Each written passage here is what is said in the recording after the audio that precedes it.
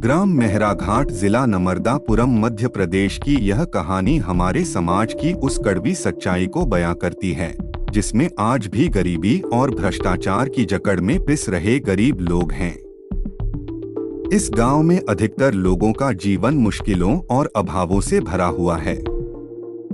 इन लोगों की दुर्दशा का कारण केवल उनकी गरीबी नहीं है, बल्कि गांव के प्रभावशाली लोगों का शोषण और भ्रष्टाचार है जो उनके अधिकारों को छीन लेता है। इस कहानी में हम उन परिस्थितियों और घटनाओं के बारे में बात करेंगे जो इन लोगों को और गरीब बनाती हैं और जिनके कारण वे अपने अधिकारों से वंचित रह जाते हैं।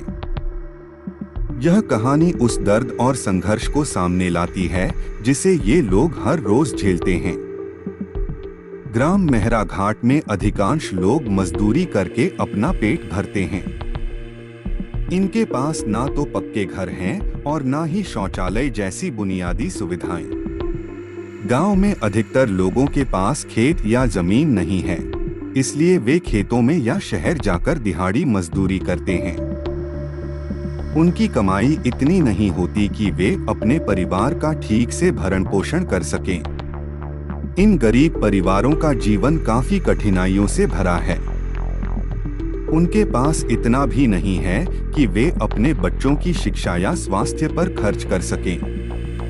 जो मजदूरी के पैसों से जो मिलता है, उसी से किसी तरह उनका गुजारा होता है।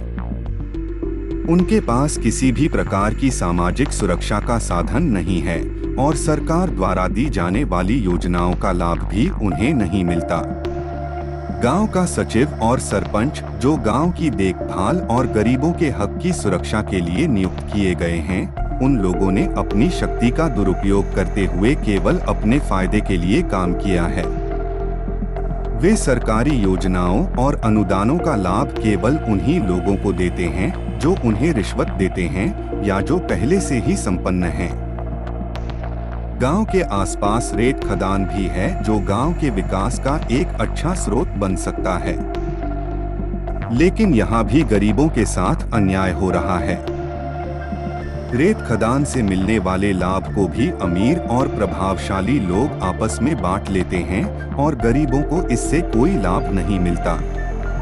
ये लोग सरकार को गलत जानकारी देकर सभी लाभ खुद हड़प लेते हैं। गांव के गरीबों का नाम रेत खदान के लाभार्थियों की सूची में भी नहीं होता। यहाँ के गरीब लोग अगर अपने अधिकारों की मांग करने के लिए सरपंच या सचिव के पास जाते हैं तो उनकी बात सुनी ही नहीं जाती। इन गरीबों को तरह तरह की धमकियां दी जाती हैं और उनके मामलों को टाल दिया जाता है। कई बार अगर कोई बड़ा अधिकारी गांव का दौरा करने आता है तो इन गरीबों को धमकाकर चुप करा दिया जाता है। अधिकारियों के सामने उन्हें अपनी बात कहने का मौका तक नहीं दिया जाता।